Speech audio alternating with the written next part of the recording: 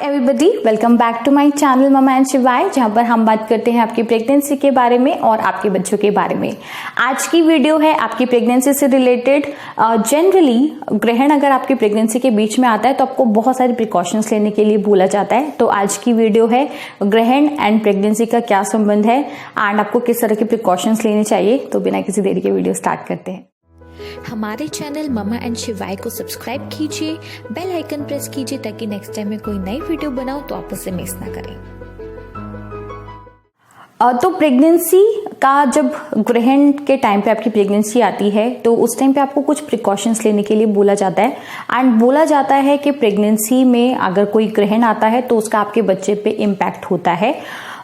तो एक्चुअली जब हम प्रेग्नेंट होते हैं और हमें कोई ऐसे बोल दे कि आपके बच्चे के ऊपर इसका इम्पैक्ट होगा तो ऑफ कोर्स सब थोड़ा वरी हो जाते हैं एंड बहुत सारी चीज़ें बोली जाती है, जैसे कि आप घर में रहो, घर के बाहर नहीं जाना है।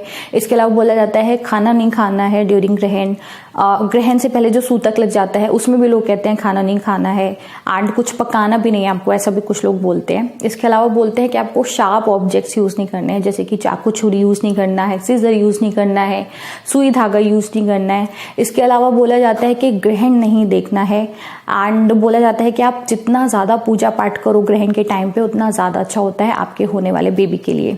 तो बहुत सारी चीजें बोली जाती हैं कि ये सब चीजें आपको करनी होती हैं ग्रहण के टाइम पे। तो आज मैंने थोड़ा रिसर्च किया कि क्या ये चीज़ें सही है या नहीं एंड उसके बेसिस पे मैं आपको बताने वाली हूँ कि क्या एक्चुअल में होता है एंड किन चीज़ों का आपको प्रिकॉशंस का ध्यान रखना चाहिए ड्यूरिंग प्रेगनेंसी।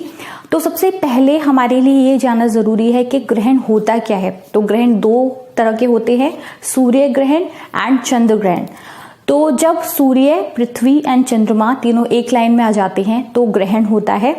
जब चंद्रमा और सूर्य के बीच में पृथ्वी आ जाती है, दैट मीन्स जो सूर्य की रोशनी है वो डायरेक्ट चंद्रमा को नहीं मिल रही है, तो होता है चंद्र ग्रहण। एंड जब सूरज और पृथ्वी के बीच में चंद्रमा आ जाता है, यानी सूरज की रोशनी अब डायरेक्ट पृथ्वी पर नहीं पड़ रही है, तो होता है सूर्य ग्रहण। तो अभी जो मैंने आपको पॉइंट्स बताया उसके बारे में डिटेल में बात करते हैं। तो सबसे पहले बोला जाता है कि आप घर से बाहर मत निकलिए एंड घर पे आराम कीजिए। तो प्रेगनेंसी के टाइम पे घर में रहने के लिए, आराम करने के लिए तो बोला ही जाता है, which is good for your pregnancy and आपके होने वाले बच्चे के लिए है। बट घर से बाहर नहीं निकलना है क्योंकि ये प्राचीन काल से चला आ रहा है। पुराने ज़माने में प्रॉपर लाइट वगैरह नहीं होती थी एंड जब ग्रहण होता है तो लाइट, जो पृथ्वी पे लाइट होती है वो कम होती है। तो इसलिए बोला जाता है कि ऑलरेडी कम लाइट है एंड उसमें अगर आप प्रेगनेंसी के टाइम पे बाहर जाएंगे, आपका बैलेंस इधर उधर हो गया तो हो सकता है आपको चोट लग जाए, आपके बेबी को प्रॉब्लम हो जाए। इसलिए मना किया जाता है कि आप प्रेगनेंसी के टाइम पे, ग्रहण के टाइम पे बाहर ना निकलें। सेकेंड जो चीज बोली जाती है वो होती है कि ग्रहण के टाइम पे आपको ग्रहण देखना नहीं है। तो ग्रहण नहीं देखना, दिस इज फॉर एवरीवन। अगर आप ग्रहण को डायरेक्ट आई से देखते हैं तो आपको इक्लिप्स ब्लाइंडनेस हो सकती है। तो इसलिए बोला जाता है कि अभी कभी आपको ग्रहण देखना है तो आप चश्मा यूज कीजिए ताकि आपके ऊपर डायरेक्ट इम्पैक्ट ना हो आईज पे। तो प्रेगनेंसी से इसका कोई डायरेक्ट रिलेशन नहीं है, दिस इज फॉर एवरीवन कि अगर आपको ग्रहण देखना है तो आप उसको डायरेक्ट आई से मत देखिए, या तो आप प्रॉपर ग्लासेस वगैरह यूज कीजिए या अवॉइड कीजिए कि आप ग्रहण ना देखें। थर्ड चीज जो बोली ही जाती है ग्रहण से रिलेटेड वो है कि आपको कोई शार्प ऑब्जेक्ट जैसे चाकू छुरी यूज नहीं करना है, सुई धागा यूज नहीं करना है, सीजर यूज नहीं करना है। तो बोला जाता था कि अगर आप चाकू या ऐसी शार्प ऑब्जेक्ट्स यूज करते हैं तो आपके बच्चे के अंग कट जाते हैं। आपने देखा भी होगा, कुछ बच्चों का होठ कटा रहता है, कुछ बच्चों की नोज कटी रहती है या कुछ के कान में छेद होता है। तो ऐसा बोला जाता है कि अगर आप शार्प ऑब्जेक्ट्स यूज करते हैं तो आपके बच्चे के किसी अंग में प्रॉब्लम हो जाती है। बट इसका कोई साइंटिफिक रीजन नहीं है एंड ऐसा भी नहीं है कि जिन बच्चों में इस तरह की प्रॉब्लम देखी जाती है उनकी माओ ने जरूर प्रेगनेंसी के टाइम पे ग्रहण में ऐसा किया होगा। तो इसका कोई डायरेक्ट रिलेशन नहीं है। बट अगर आपके बड़े आपको ऐसा कुछ बोलते हैं, क्योंकि बोला जाता है कि ये डायरेक्ट आपके बच्चे पे इम्पैक्ट होता है, तो आप कहीं ना कहीं पैनिक हो जाते हो, कहीं ना कहीं वरी हो जाते हो। तो बेटर है कि आप अपने बड़ों की बात मान लो एंड एक दो दिन अगर आप ऐसा नहीं करोगे, चाकू छुरी यूज नहीं करोगे या कोई शार्प ऑब्जेक्ट यूज नहीं करोगे, तो आपका भी कुछ नहीं जा रहा है एंड सामने वाले बंदे को भी एक तसल्ली रहती है। तो बेटर है कि आप ऐसी चीजों को अवॉइड ना करें। फिर जो नेक्स्ट पॉइंट है वो है कि आपको कुछ खाना पकाना वकाना नहीं होता इस टाइम पे। तो प्रेगनेंसी के टाइम पे क्योंकि ऑलरेडी आप एग्जॉस्टेड होते हो तो आपको बोला जाता है कि आप खाना बनाने के लिए और ज़्यादा थकावट वाले काम ना करें। इसका कोई रिलेशन नहीं है कि आप ग्रहण के टाइम पे ऐसा ना करें, इसका डायरेक्ट रिलेशन है कि आप प्रेग्नेंट हैं, आप ज़्यादा काम करेंगे, एग्जॉस्ट हो जाओगे, तो बेटर है कि आप रिलैक्स करो, खाना ना बनाओ। एंड बोला जाता है कि जो खाना आपके घर में ऑलरेडी रखा हुआ है उसके ऊपर तुलसी के पत्ते रखिए। तो क्या होता है, जब ग्रहण होता है तो बहुत सारे बैक्टीरियाज आपके एनवायरमेंट में होते हैं एंड जो तुलसी होती है वो एंटी बैक्टीरियल होती है, इसलिए लोग खाने के ऊपर तुलसी रखते हैं। कुछ लोग खाने के साथ तुलसी खाते भी हैं, 3-4 पत्ते आप खा सकते हो डेली। तो इसलिए बोला जाता है कि आप तुलसी रखिए खाने के ऊपर ताकि आपका खाना खराब ना हो। दिस इज द मिथ के आपको खाना पकाना नहीं है ग्रहण के टाइम पे, वो खराब हो जाएगा या उसमें जहर हो जाता है, ये सब मिथ है। और नेक्स्ट चीज जो बोली जाती है ग्रहण के टाइम पे, वो बोला जाता है कि आप कुछ खाएंगे नहीं ग्रहण के टाइम पे। तो अगर आप खाएंगे नहीं, एंड कुछ लोग सूतक काल से मानते हैं ग्रहण को, तो अगर बहुत लंबा टाइम हो जाता है तो आप बहुत लंबे टाइम तक भूखे रहेंगे। आप भूखे रहेंगे तो आपका बच्चा भूखा रहेगा।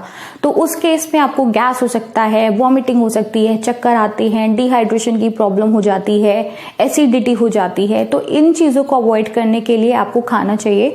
मैं अपना एग्जाम्पल लेती हूँ। मेरी प्रेगनेंसी में 2 बार ग्रहण हुए हैं। एक ग्रहण बहुत बड़ा था, चंद्र ग्रहण था, मुझे याद है अभी भी, एंड 3-4 घंटे के लिए मुझे बोला गया था कि आप उसमें ये सारी चीजें फॉलो करना।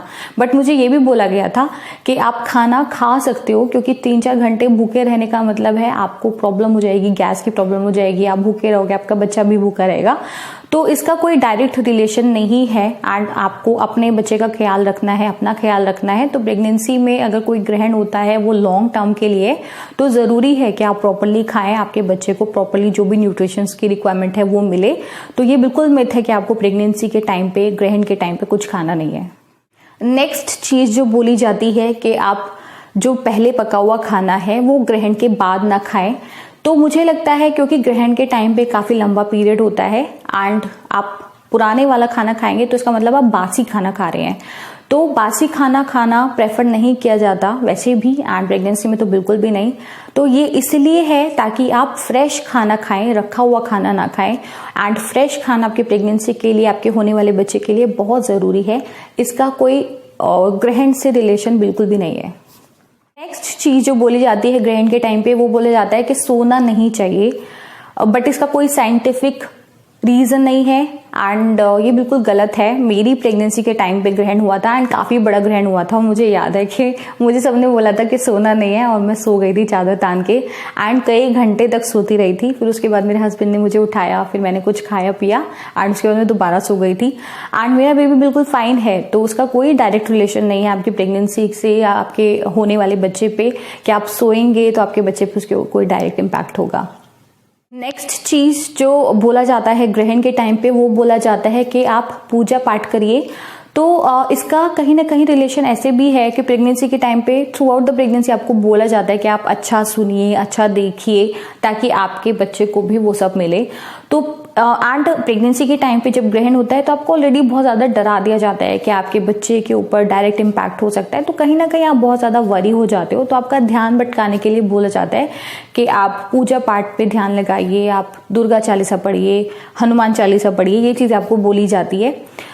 तो इसका डायरेक्ट इम्पैक्ट ऐसे नहीं है कि ग्रहण के टाइम पे आप नहीं पूजा पाठ करेंगे तो आपके बच्चे के ऊपर इसका कोई इम्पैक्ट हो जाएगा, बट ये है कि आपका ध्यान भटकाने के लिए, ताकि आप ज़्यादा परेशानी ना इकट्ठी करें, आप बहुत ज़्यादा परेशान ना हो जाएं। एंड परेशानी से जब आप ज़्यादा टेंशन लेते हैं तो आपके बच्चे को इम्पैक्ट होता है। तो ये सारी चीज़ें आप भूल कर कहीं और अपना ध्यान लगाएं, इसलिए बोला जाता है कि आप ग्रहण के टाइम पे पूजा पाठ करें। तो अगर मैं अपना एग्जाम्पल लूँ तो मेरी प्रेगनेंसी के टाइम पे भी 2 ग्रहण आए थे। एक चंद्र ग्रहण था, एक सूर्य ग्रहण था।